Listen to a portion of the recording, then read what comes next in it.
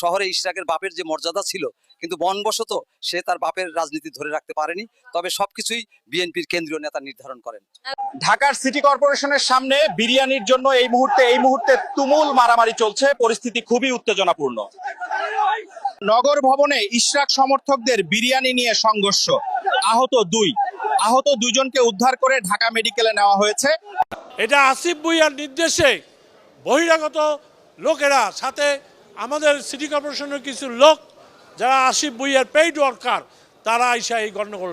ইশরাকের আন্দোলনে বিবাদ লেগেছে, কারণ আপনি বিরিয়ানি দিতে চেয়েছিলেন কিন্তু দিতে পারেননি, আর দোষ দিচ্ছেন আসিফকে।